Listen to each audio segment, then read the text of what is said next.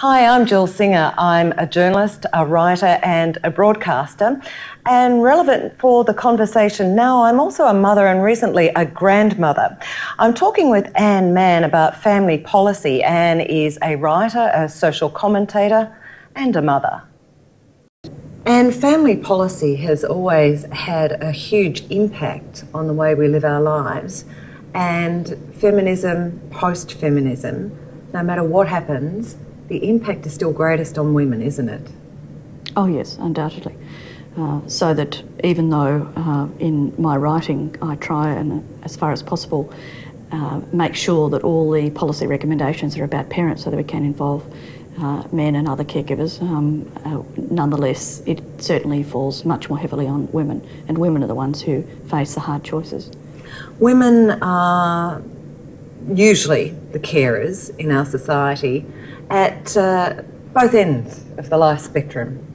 We predominantly care for children, and then when it comes to ageing parents, we often find that that tends to be a job that women do more than men too.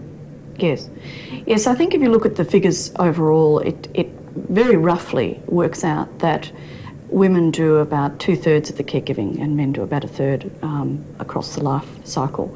Of course, in an individual family, men may do more of the earning, and so that the overall hours worked may come out roughly similar. But nonetheless, the caregiving, as you say, falls much more heavily on women. So that in the quarterly essay, I'm looking not only at childcare and the issues surrounding women's return to work after childbirth, but also at elder care, care for the disabled, care across the spectrum, because this really does concern and shape women's lives to a much greater degree than men. You noticed on the election night of November 24 that a very elated Maxine McHugh said, "I think Prime Minister Kevin Rudd is going to be a great Prime Minister for children."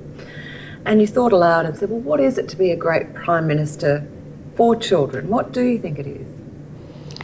Well, I think that it's first of all to walk in the shoes or the bare feet of the child, to think about what it is to be a small child, a baby, a growing child.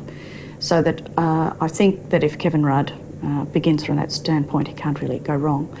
I think that in terms of thinking about family life and children, when you take that standpoint, a lot of things fall into place. If you take the child's point of view, then quite quickly you can see the need, for example, to really dramatically improve the quality of childcare.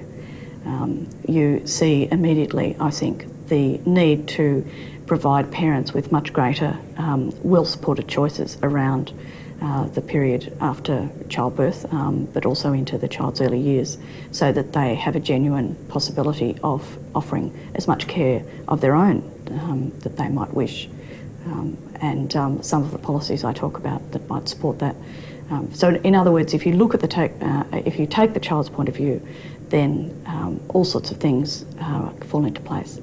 We do hear horror stories about some of the childcare being offered. If we can generalise, what is the state of childcare, institutionalised childcare in Australia at the moment? It's over the last 20 years we've seen more and more kids being in childcare, and I wonder, how good is it? Well, I think that there are certainly really excellent providers, and we have some very dedicated people in childcare who do a wonderful job with children.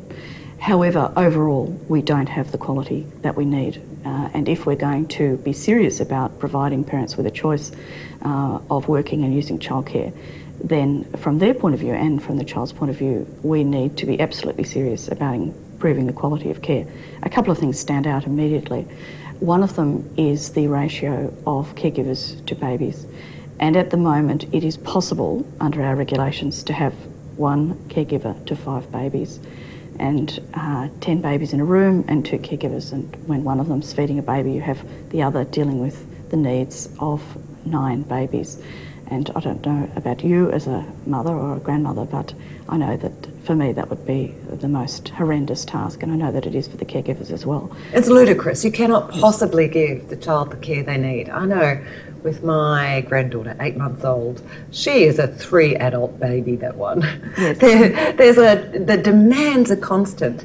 And I think, oh, imagine even expecting that someone who's looking after 5 of her could give her what she needs. Yes, and they can't. So we're expecting far too much of our childcare workers. And in terms of the overseas research, it is certainly true that nothing less than 1 to 3, that is 1 caregiver to 3 babies, is considered good practice. And ideally, of course, even less than that.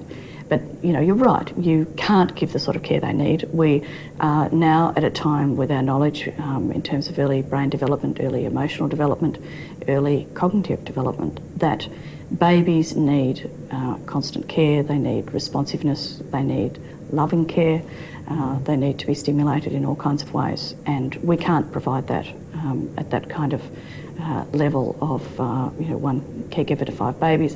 One overseas developmentalist actually described it as a licence for neglect, and they were right. The other issue, apart from the ratio, is how well trained are people. It's a while ago, but my daughter did work experience in a childcare centre, one of the peppercorn chains, when she was at school, and she was traumatised herself doing work experience. She was there and one of the carers was taunting a 2-year-old who was missing his mummy, and so she goes to the window and she looks and she goes, "Oh, here's mummy." And the child ran to the window and mummy wasn't there, and she went, "Ha," and he was crying and distressed, and my daughter came home saying, "I can't believe this, what it is like in there." It was just, she knew better. Yes, yes. And you would think people would be on best behaviour with a work experience child there. But some of the stories are horrific. Well, yes, that's why, I mean, you do need, you're right, you need very clear guidelines, and you need very good training for caregivers, and you also need to pay them very well, partly because it's a really important job, and also you need to attract good people and not have people go off into teaching other professions if they feel that their vocation is actually caring for babies. But at the same time, the examples you're highlighting, as well as all the things I've suggested, which means doing childcare better, we also need to give parents a very clear alternative. And that alternative, as I've argued both in the quarterly essay and in the essay in Dear Mr Rudd, is that we give people the chance of giving their own care to a child, and that's through these longer parental leaves that now operate in Northern Europe, in Finland, Norway, Sweden, and increasingly in Britain. And the basic system, which I think a lot of people don't quite understand, they get snagged on paid maternity leave, which is a shorter period and is very important in its own right, but is insufficient in my view to protect the interests of children and parents around this early child rearing period. And it means that you can take time out from the workforce. It may be 6 months, it may be 18 months, it may be 3 years, it's up to 3 years. You have your job protected during that time so that you can return to the same job or a similar status job after that period, and that you have some of that paid in relation to your previous salary, but then also choice between, for the really longer period, if you wanted to take a full 3 years, a home care allowance, or alternatively a childcare place. So this is parental leave. It might go up to 3 years with, what, up to a year paid? Yes, in Sweden, certainly they pay up to actually close to 18 months. It varies from nation to nation in terms of how much people are paid. But the key point is to try to integrate this particular period of a family's life, this particular period of the life cycle, into the longer term view of that family, so that eventually we know that, for example, most mothers do return to the workforce. So it is a matter of looking at what happens during those early years and providing people with the possibility of not having to place a child in a childcare centre, such as you're saying, the one your daughter saw, and can actually give the care that they might want to do themselves. So we know actually when we look at preferences of parents and also the values of most people in the Australian community when they're surveyed, that they do place a very strong premium on home, parental, and including mother care, but nonetheless, you'd say intimate, loving care. I don't think they're particularly ideological about it, but there's something like, for example, 90% of people recently surveyed thought that you should allow both parents to have as much time as possible with a baby in the first year of life. And more than 75% in that same survey supported paid maternity leave. So you have quite a large constituency, I would argue, that would look sympathetically on a period of job-protected leave, and where we, as taxpayers, help those parents financially. When you're looking at the model, say, from Scandinavian countries, are you looking there that families are offered a choice between state-subsidised childcare in an institution or the parental leave that they can take to care for the child? Yes, so that it is a choice that's offered. Now we say in Australia, and they certainly say in America, and as we went through the Howard years and increasingly Americanised our economy but also family policy, it was argued that we had a choice, and it's still argued we give women a choice. But in fact, it's not really a choice if it means that, for example, you move out of the workforce, you struggle in 5 or 7 years' time, and you face poverty in old age if your marriage breaks up. It's not really a choice, a viable choice, if you place your child in a childcare centre where you weep as you walk out the door because you know they're not going to be properly looked after. So there is a way of doing things that is genuinely better, it seems to me. And of course, the childcare in those countries in Northern Europe is much more heavily subsidised, that is true. They certainly don't have for-profit childcare, but they also give this time for parents to do their own care. And I think here it's worth looking at the fact that for the very early period of babies and toddlers, when Sweden first began to really get behind the idea of women working, which is where now most societies are. We say, at least in rhetoric, that we want women to have the opportunity to work, to have equal opportunities. So when they first embarked on that important plan for justice for women, they first went to a system of very short maternity leave and early childcare. Eventually, however, for various reasons, they moved to a system, because it was better for the parent and better for the child, to a much longer period of paid parental leave. And when they did so, parents voted with their feet. And now there are very few babies in Swedish childcare, and similarly in Finland and Norway. So that here was a choice presented to parents, and they showed their deeply felt preferences. And how about the budgetary effects for the state? How do those costs compare with parental leave at home compared with subsidising childcare? Well, it really worked out to be the same kind of cost, because one of the problems with making childcare very good for the very young infants is it's so labour intensive.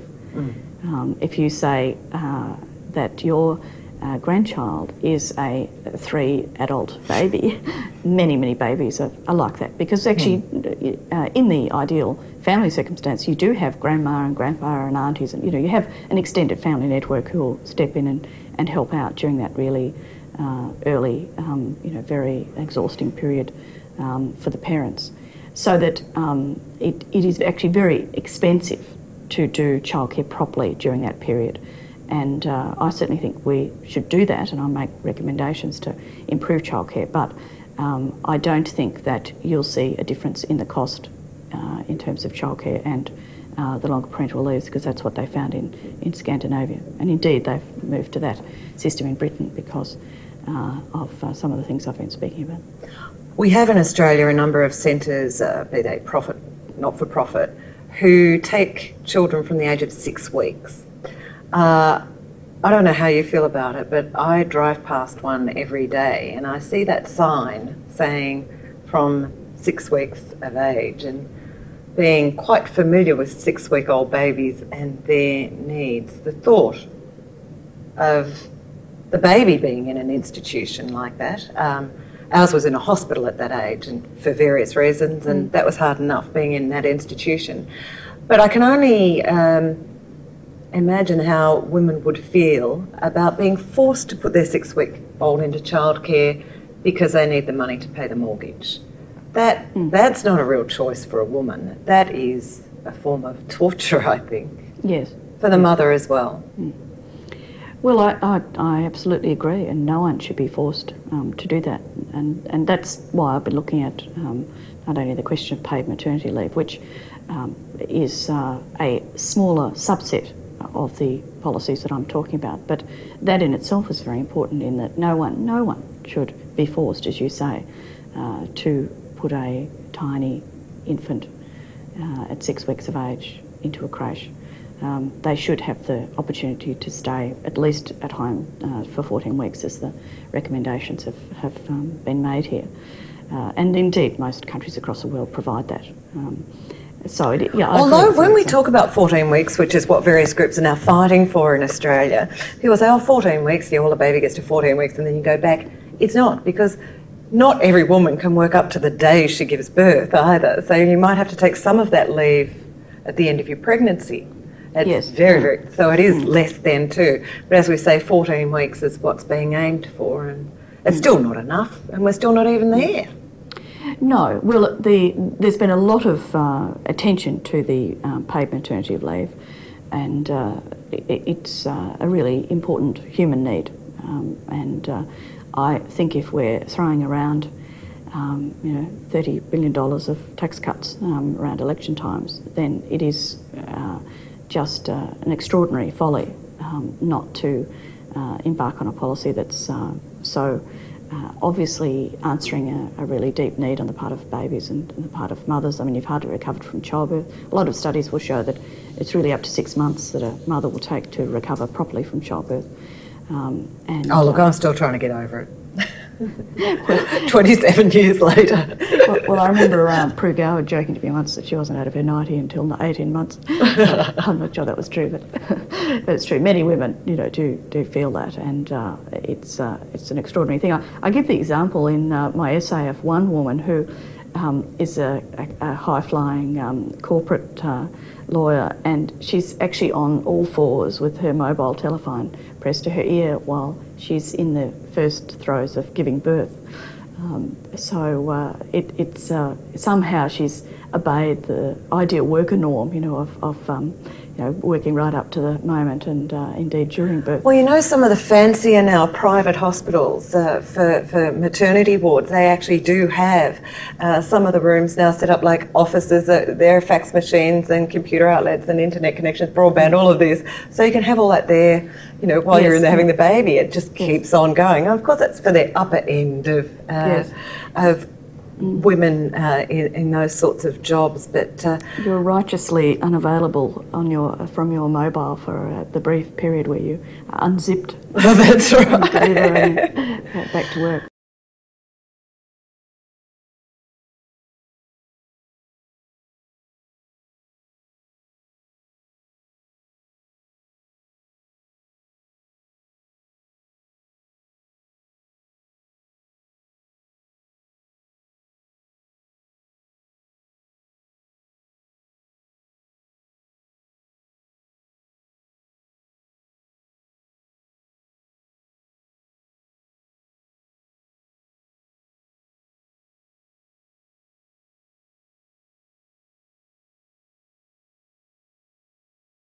It's often mentioned that there are only 2 OECD countries that don't give paid maternity leave. It's Australia and the United States, which, is the biggest. So it's pretty tough there, and you think, well, why? The women have been so great at pushing for things, and I suspect it's part of the reason is that what you are looking at quite closely in this is the confluence of the second wave of feminism coming in with neoliberal policies and the free market, globalisation, that these two came in around the same time and have had quite a huge impact in family policy. Yes. Yes, one of the things I was arguing in the essay was that there is what I call a get-to-work ideology, and we've overturned, thankfully, the old compulsory homemaker, Stepford wife ideal, and we are now attempting as societies across the West to move to places where women have greater opportunity.